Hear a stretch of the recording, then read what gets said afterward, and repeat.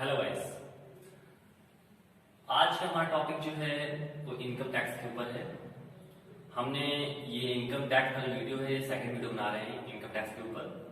हमने income tax के ऊपर एक लास्ट वीडियो बनाया था स्लैब के बेसिस पर कि इनकम टैक्स में क्या स्लैब होते हैं, क्या टैक्स रेट करता है अकॉर्डिंग टू एज के अकॉर्डिंग, कि senior citizen below 60, 60 to 80 and 80 above, और कौन कौन से लोगों में क्या टैक्स करता है।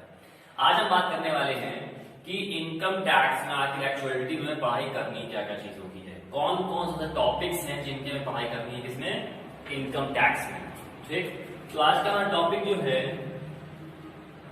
वो है इनकम टैक्स। तो इनकम टैक्स क्या है कि जाहिर सी बात लोग जानते हैं कि इनकम टैक्स में बता चुका हूं शायद, हाँ इनकम टैक्स बता रहा हूं, चाहे थर्ड वीडियो है हमारी इनकम टैक्स में। सॉरी, पहला इंट्रोडक्शन था, दूसरा टैक्स लैब था और तीसरी वीडियो बना रहा हूं। आज ये इनकम टैक्स के सोर्सेस के बेसिस पे पढ़ाई करने जा रहे हैं कि इनकम टैक्स के सोर्सेस कौन कौन से होते हैं, या आज हम बात करेंगे कि इनकम टैक्स में कौन कौन से ऐसे टॉपिक्स है जिन चीजों पर हमें इनकम टैक्स में पढ़ाई करनी है, क्योंकि आपको मालूम होना चाहिए कि इनकम टैक्स में हम लोग क्या क्या पढ़ाई करने वाले हैं और कैसे क्या पढ़ाई करेंगे, ताकि पहले से अपना मेंटली एक प्रिपरेशन हो जाती है ताकि लोग सही से पढ़ाई कर सके। तो सबसे पहले बात कर लेते हैं कि इनकम टैक्स में क्या होता है कि हम लोगों को पहले सोर्सेस मालूम होने चाहिए कि कौन कौन सोर्सेस होते हैं। तो इनकम टैक्स में टोटल 5 सोर्स होते हैं। सोर्स ऑफ सैलरी, फिर एक सोर्स होता है हाउस प्रॉपर्टी,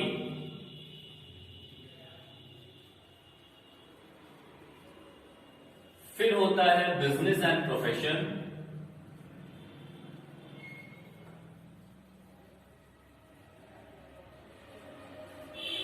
फिर एक होता है capital gain,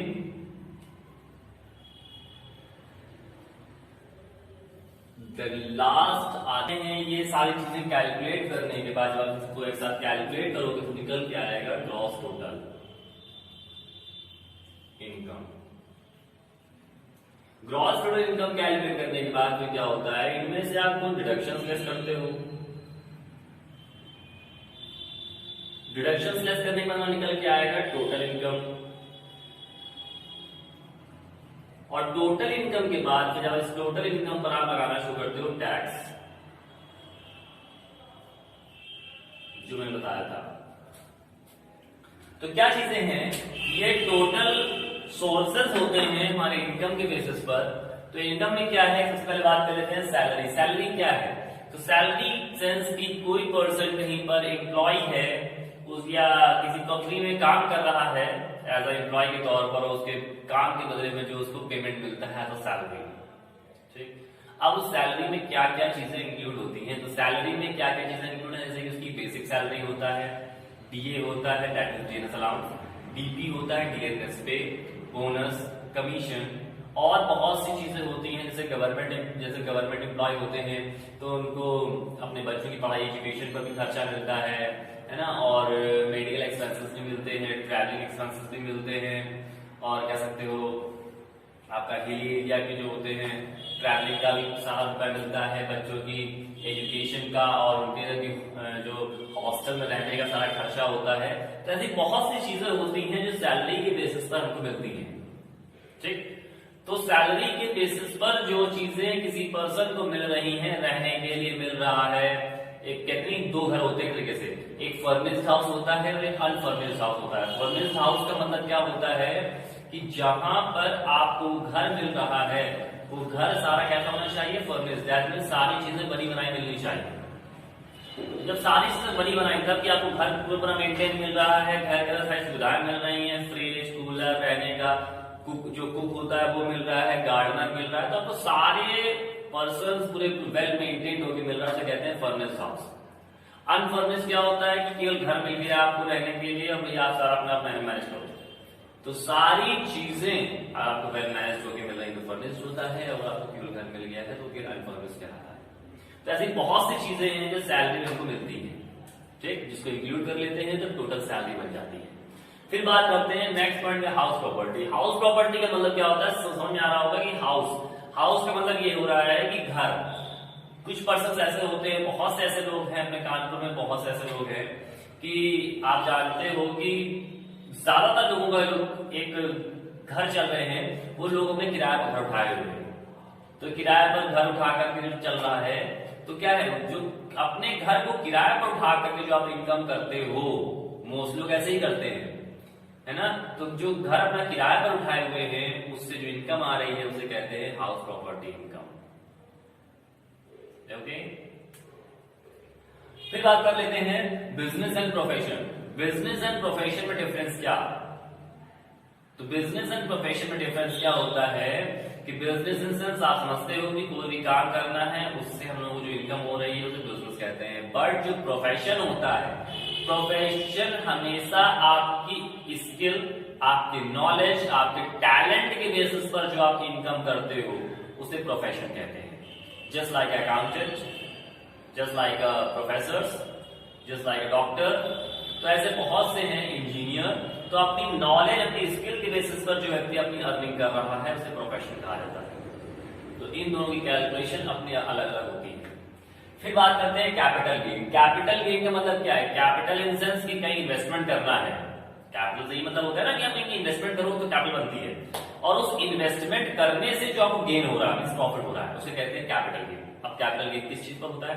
capital gain mostly करके हर उस चीज पर होता है जिस पर आप इन्वेस्टमेंट करना चाहते हो, चाहे वो गोल्ड हो, चाहे वो प्रॉपर्टी हो, चाहे वो शेयर्स हो, चाहे वो सिक्योरिटीज हो। जिस चीज पर आप इन्वेस्टमेंट करना चाहते हो या जिस चीज पर आप इन्वेस्टमेंट कर रहे हो वो सारी चीजें कैपिटल होती हैं, और उससे जो आपको प्रॉफिट मिल रहा है वो कैपिटल गेन, दैट गेन कहलाता है। तो वो हमारा बन जाता है कैपिटल गेन। ठीक, उसके बाद बात कर लेते हैं अदर सोर्स। अदर सोर्स का मतलब क्या है? इसमें हमारे लीगल और इलीगल दोनों चीजें आती हैं जो अलग तरीके से रुपए कमा रहे होते हैं। जैसे कुछ लोग होते हैं कि इंटरेस्ट बेसिस पर, कुछ लोग गैम्बलिंग बेसिस करके काम करते हैं, कुछ लोग अपनी लिस्टेड कंपनी होती है उस पर इंटरेस्ट मिल जाता है, कुछ लोगों को डिविडेंड मिल जाता है ना।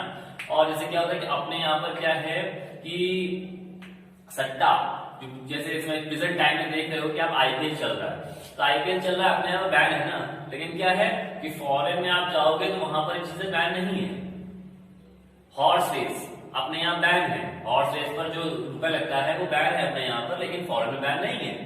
तो ऐसी बहुत सी चीजें हैं जिस पर आप 2 नंबर से या इलीगल तरीके से ब्लैक मनी क्रिएट कर सकते हो। बट अब ब्लैक मनी क्रिएट तो कर लिया आपने, उसमें कोई प्रॉब्लम की बात नहीं है, लेकिन प्रॉब्लम की बात ये हो रही है कि अगर आप उस पर टैक्स नहीं दे रहे हो तो प्रॉब्लम है। तो अगर आप उस पर टैक्स पेमेंट करते हो गवर्नमेंट को तो फिर कोई प्रॉब्लम नहीं होती है। और उसी चीज बताया गया है कि अगर आप इलीगल तरीके से कुछ भी रुपए कमाते हो तो उस पर अगर आप रुपए पेमेंट नहीं कर रहे हो गवर्नमेंट को तो दिक्कत है। तो चीज यहाँ बताई गई है कि कितने परसेंटेज के अकॉर्डिंग आपको टैक्स पेमेंट करना होता है डिफरेंट कंडीशंस पर। डिविडेंड पे कितना देना है और एग्रीकल्चर पर कितना देना है आपको, है ना।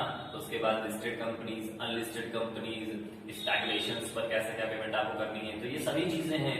वैक्यूम पर आपको क्या करना है, तो ये सारी चीजों पर आपको क्या क्या टैक्स का पेमेंट करना है, उन सारी चीजों के बारे में यहाँ पर कैपिटल गेन पर पढ़ाई करते हैं। अब इन्हीं 5 सोर्सेस को जब आप एक साथ जोड़ दोगे तो बन जाता है ग्रॉस टोटल इनकम। ठीक, जब ग्रॉस टोटल इनकम बन जाएगा उसके बाद क्या होता है, वो डिडक्शंस होती है। जैसे आपको पता है कि बिजनेसमैन लोग होते हैं, पॉलिटिशियंस होते हैं, या बहुत जो माइंडेड पर्सन होते हैं, वो क्या जो एजुकेटेड और बहुत ही कहते हैं ना कि अपने टैक्स बचाने के लिए जुझारू लोग होते हैं, वो क्या करते हैं, ज्यादा से ज्यादा एक्सपेंसेस शो करते हैं। एक्सपेंसेस कैसा, किसी ने डोनेशन दे दिया, कहीं चैरिटी कर दी, वो उन्होंने अपना वो इंश्योरेंस करवा लिया, उन्होंने अपना LIC करवा लिया, है ना। ऐसी बहुत सी चीजें होती हैं जिस पर पर्सन क्या करता है, एक्सपेंसेस शो करता है। उसने लोन ले लिया, तो जितना भी आप एक्सपेंसेस शो करते हो तो उन एक्सपेंसेस के बेसिस पर क्या आपकी इनकम कम हो जाती है। जब आपकी इनकम कम हो जाती है तो क्या होता है, जब इनकम कम हो जाएगी तब आपका क्या करोगे, तो जब इनकम कम होगी तो उस पर आपको काम ये करना है कि जितनी इनकम कम उतना टैक्स भी आपका कम हो जाएगा। और जब टैक्स कम हो जाएगा तो जाहिर सी बात आप जानते हो कि आपको टैक्स कम देना है और आप बच जाओगे। बट लोगों के और भी बहुत से तरीके होते हैं जो मैं आपको नहीं बता सकता हूँ कि टैक्स और कैसे बचा सकते हैं इलीगल तरीके से, तो मैं नहीं बताऊंगा आपको, नहीं तो फिर आप अपना लाना शुरू कर दोगे। मजाक कर रहा हूँ। चला करते हैं। तो ये चीजें हो गई, ग्रॉस टोटल इनकम क्लियर हो गया। डिडक्शंस आपको मिल जाती हैं, जितना भी आप एक्सपेंसेस शो करते हो, जितना आप पेमेंट करना शुरू कर देते हो तो आपका डिडक्शंस में आ जाते हैं, जैसे मेडिकल अलाउंसेस हो गए, आपका डोनेशंस हो गया और बहुत चीजें होती हैं। According to under section 80C to 82U, मतलब कि जितने भी सेक्शंस होते हैं 80C से लेकर 80U के बीच में जितने भी जो हमारे डिडक्शंस होती हैं वो सब इन्हीं के नीचे मिलती हैं। फिर जब आप डिडक्शन लेस कर देते हो तो बचता है आपका टोटल इनकम, जो नेट अमाउंट निकल के आता है उसे टोटल इनकम कहा जाता है। और टोटल इनकम पर जो आप टैक्स लगाते हो, जो मैं आपको बता चुका हूं कि टैक्स स्लैब क्या होता है, किस पर कितना परसेंटेज लगता है, हर साल या गवर्नमेंट के अकॉर्डिंग वो टैक्स स्लैब चेंज होता रहता है हर साल, तो उसके अकॉर्डिंग हम लोग हर साल टैक्स को चेंज करते रहते हैं। ओके, तो ये सारी चीजें थी जो मैंने आपको डिस्क्राइब में समझा दी हैं। और फिर भी कोई प्रॉब्लम आती है तो आप हमसे कमेंट बॉक्स में चीज पूछ सकते हो और व्हाट्सएप नंबर आपके पास